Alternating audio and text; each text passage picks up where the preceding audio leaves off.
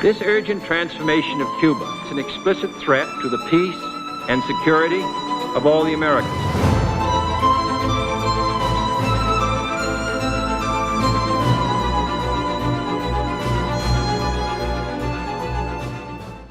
There's a moment inside this crisis that most people have simply never heard. And once you hear it, the entire 13 days stops looking like a tense diplomatic standoff and starts looking like something closer to a coin flip that happened to land the right way up. It involves a Soviet submarine, a depth charge, and one man out of three who refused to press a button. And it isn't even the only moment like that. There's a second one involving a lost American spy plane and a squadron of nuclear-armed interceptors that happened on the exact same afternoon, a few thousand miles away, that almost nobody has heard of either. We'll get to both, but first, the board. October 1962, American U-2 spy planes photograph Soviet medium-range ballistic missile sites under construction in Cuba, 90 miles from Florida, capable of striking Washington, D.C. with almost no warning time at all.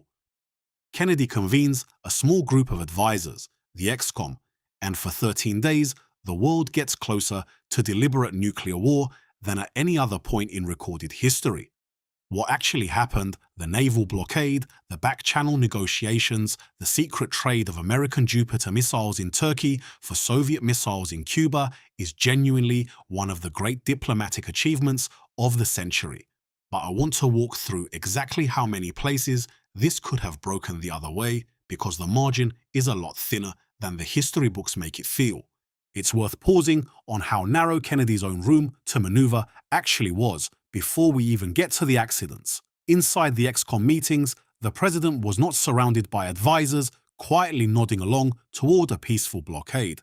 General Curtis LeMay, Air Force Chief of Staff, told Kennedy to his face that the blockade and negotiation strategy amounted to appeasement, comparing it directly to Munich in 1938, and pushed hard for immediate airstrikes against the missile sites followed by invasion, regardless of the risk that Soviet forces on the ground would respond with the weapons they already had. LeMay was not a lone voice. A majority of the Joint Chiefs of Staff favored military action over the blockade Kennedy ultimately chose.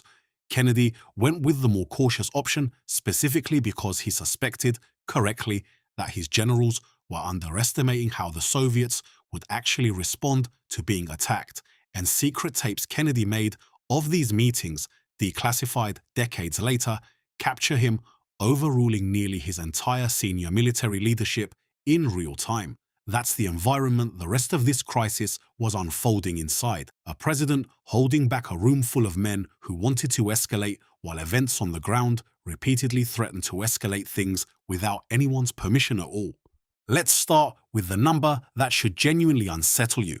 By the time the crisis peaked, there were an estimated 162 nuclear warheads already on Cuban soil, not just the missiles under construction, but tactical nuclear weapons deployed with Soviet ground forces on the island, weapons the American intelligence community didn't even know existed at the time.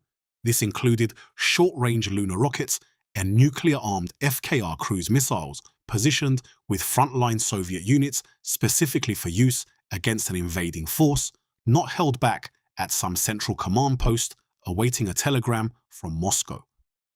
Soviet field commanders had been given a degree of pre-delegated authority over some of these tactical weapons that, depending on the exact command structure historians have since pieced together, meant an American invasion of Cuba, which was actively being planned and which senior American military leadership was pushing Kennedy toward, could plausibly have been met with tactical nuclear weapons used against the invading force itself. Not a Soviet first strike on the American mainland, a battlefield nuclear exchange on Cuban soil in response to a conventional American invasion that Kennedy's own Joint Chiefs of Staff were recommending as the correct course of action.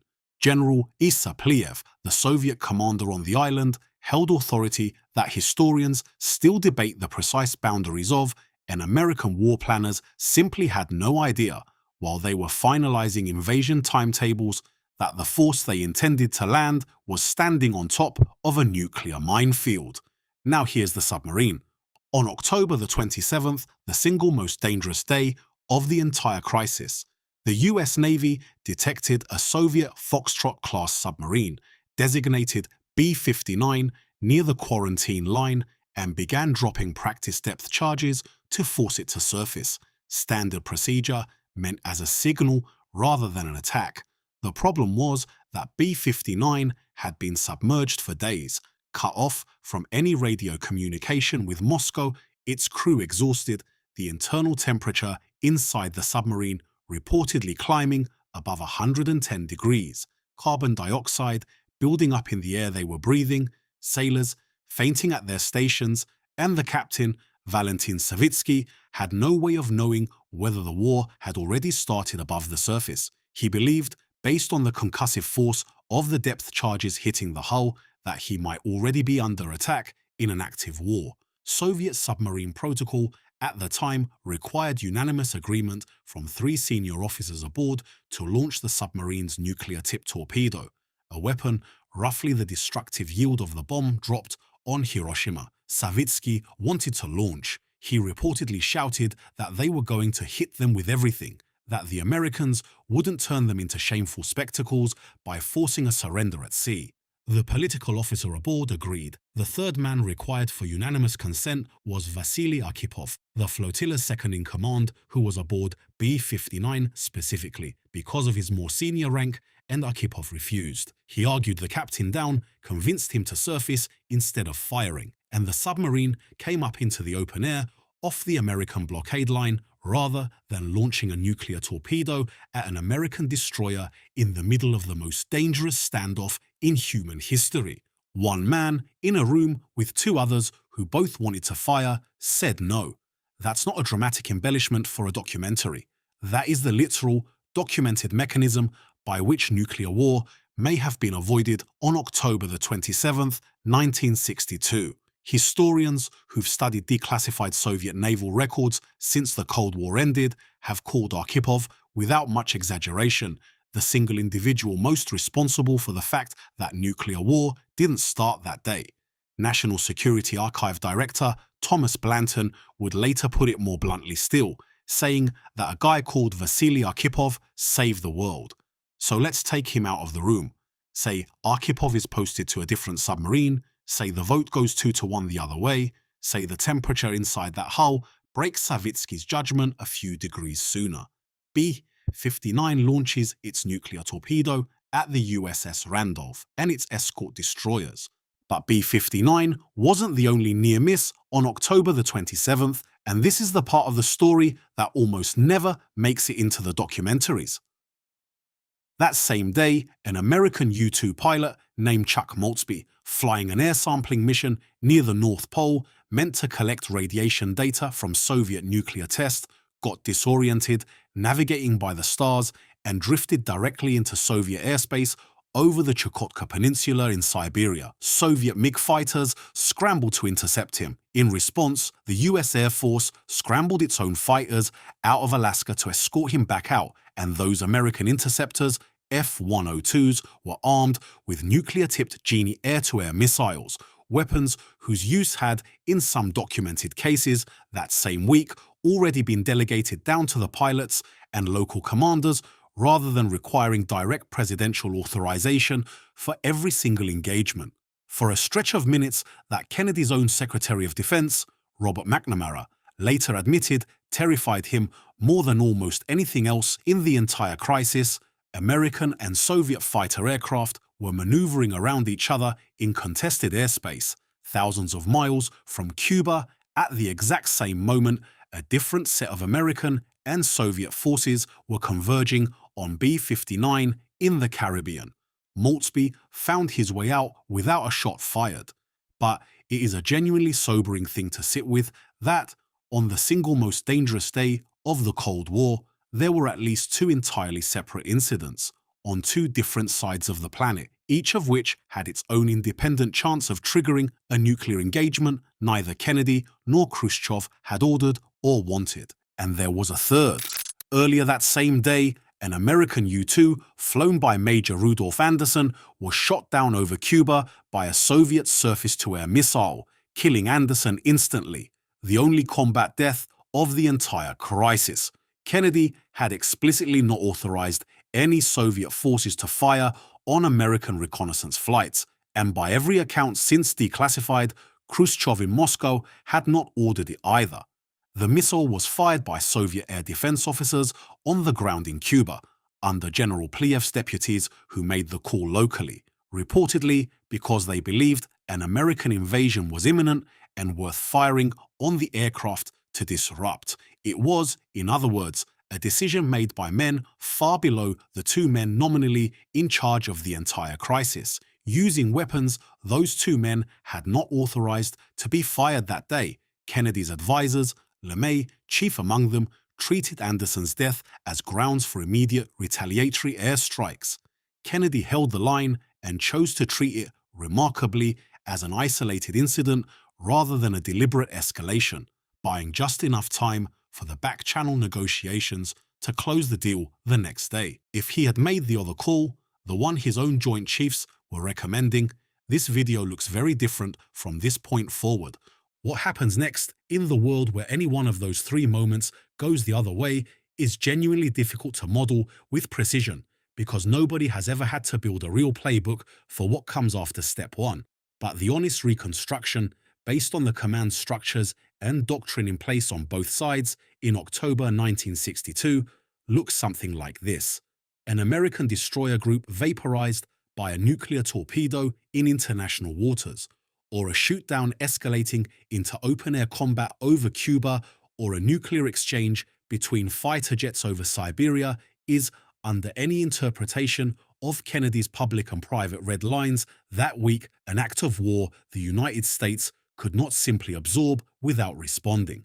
Kennedy's own military advisors, the Joint Chiefs, were already pushing for airstrikes and an invasion of Cuba before this point, over Kennedy's own more cautious instincts. A confirmed Soviet nuclear attack or a confirmed nuclear engagement anywhere along the line removes any remaining political space for restraint. The invasion of Cuba, which was staged and ready, launches within hours, or American nuclear forces, which had already been elevated to DEFCON 2 for the first and only time in American history, one step below actual nuclear war, execute a retaliatory strike against Soviet military assets, quite possibly including the tactical nuclear weapons already sitting on Cuban soil that American intelligence still didn't know existed.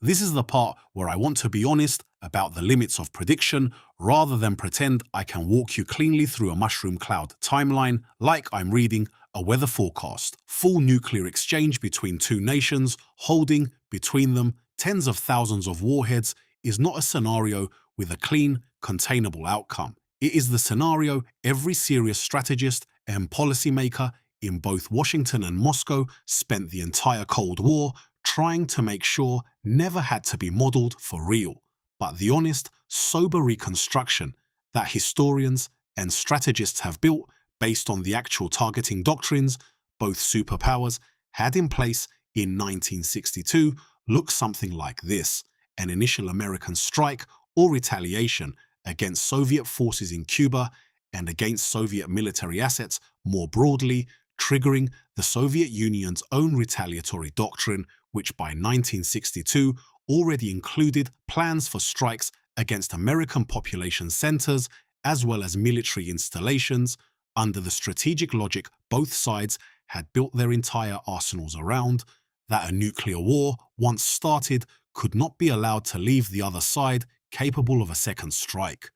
The reason it's honest to stop the play-by-play there, rather than push further into specific city names and specific casualty figures, is that nobody, including the people who built these war plans, actually knew with confidence what happens after the first exchange, because it had literally never happened before, and every serious model breaks down into pure speculation past that point. What the actual declassified estimates from 1961 and 1962 do tell us is staggering enough without embellishment. The Kennedy administration's own contingency planning at the time, based on a broader nuclear exchange rather than the more limited Cuban scenario specifically, projected American casualties that could plausibly run into the tens of millions, and Soviet civilian and military casualties on a similar scale in the opening hours and days alone before any consideration of the following weeks, months, and years of nuclear winter effects on global agriculture that climate scientists only began seriously modeling decades later. That modeling itself is worth a moment because it didn't happen until the 1980s, when a group of scientists that included Carl Sagan ran the first detailed atmospheric simulations of what soot and smoke from mass urban firestorms would actually do to global climate, a study that came to be known by the acronym TTAPS. Their conclusion was that a large-scale nuclear exchange could loft enough particulate matter into the stratosphere to block a significant fraction of incoming sunlight for months, dropping continental temperatures well below freezing even in summer, collapsing growing seasons across the northern hemisphere, and likely well beyond it. That research was controversial at the time and has been refined many times since, but more recent modeling by atmospheric scientists, including Alan Robock and Owen Toon, using modern climate models rather than the more limited tools available in the 1980s, has if anything reinforced the basic finding and even extended it. Their work suggests that a nuclear exchange far smaller than a full US-Soviet arsenal exchange, something on the scale of a regional conflict involving a few dozen weapons, could still be enough to disrupt global agriculture and trigger famine conditions affecting 1 billion or more people who live nowhere near either combatant. Scale that up to the kind of exchange a full Cuban Missile Crisis escalation could have produced in 1962. And you are no longer talking about a war with winners and losers. You are talking about an event that reshapes the habitability of the planet for people who had no vote in any of it.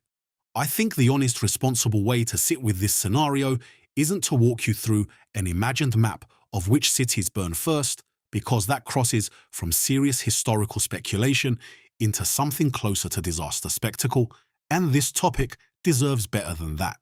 What I think is actually worth dwelling on is the sheer scale of what didn't happen, measured against how close it came to happening anyway.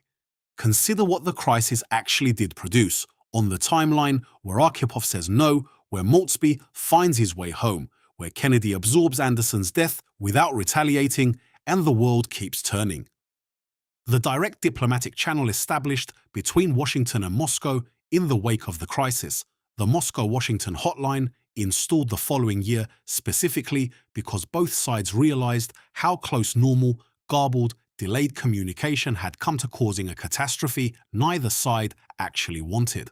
The Partial Test Ban Treaty of 1963, the first serious nuclear arms control agreement between the two superpowers, signed within a year of the crisis, specifically because both Kennedy and Khrushchev had personally stared into the same abyss and didn't want to get that close again. An entire generation of Cold War arms control architecture, culminating eventually in SALT and START decades later, that traces its actual origin to two leaders who had just discovered in the most visceral way imaginable how easily their command structures could produce an outcome neither of them had actually ordered. Even the secret half of the resolution, the quiet agreement to remove American Jupiter missiles from Turkey in exchange for the Soviets withdrawing from Cuba, a trade both governments denied for decades because Kennedy didn't want to look like he'd negotiated under pressure, was itself a lesson both sides carried forward, that a face-saving, private off-ramp is sometimes worth more than a public victory, a lesson that shaped how both superpowers handled nearly every subsequent crisis of the Cold War. None of that architecture exists in the timeline where B-59 fires its torpedo, or where the shootdown of Major Anderson becomes the spark instead of an absorbed tragedy, or where a disoriented pilot over Siberia becomes the trigger instead of a footnote. Whatever remains of human civilization after a full nuclear exchange between the two superpowers isn't negotiating test ban treaties, it's counting the dead, managing radioactive fallout across the northern hemisphere, and rebuilding basic agricultural capacity in a world where the climate itself has been altered by soot and smoke lofted into the upper atmosphere by hundreds of simultaneous firestorms, an effect climate scientists later termed nuclear winter, one that models suggest could depress global temperatures and crop yields for years afterward, threatening famine on a scale far beyond the direct casualties of the war itself in countries that had nothing to do with the conflict at all. This is not a scenario where one side wins and rebuilds while the other side loses. This is a scenario where the entire premise of a functioning, modernizing 20th century simply stops. I want to close this one differently than I usually do because I don't think this particular alternate history deserves the same kind of speculative geopolitical chess piece treatment as some of the others in this series. The actual lesson sitting inside the Cuban Missile Crisis isn't a fun hypothetical about how the map of the Cold War might have been redrawn. It's a much simpler and much heavier fact. The single closest the human species has ever come to a self-inflicted catastrophe on a civilization-ending scale came down, in the final accounting, to one naval officer in an overheated, exhausted submarine refusing to agree with the other two men in the room, while at almost the exact same hour, a lost pilot found his way home and a president chose restraint over retaliation for a death his own generals wanted avenged immediately. Not a president alone, not a general, not a formal safeguard built into either country's nuclear command structure. A handful of individual judgment calls made by men whose names most people have never learned in moments when the actual design safeguards had already broken down to a vote or a wrong turn, or a single restrained decision not to escalate. Arkhipov himself never spoke publicly about what he'd done, and much of what we now know about B-59 only came out in the 1990s, after the Soviet Union had already collapsed, when naval officers who had been aboard finally gave interviews and declassified records confirmed the details historians had long suspected.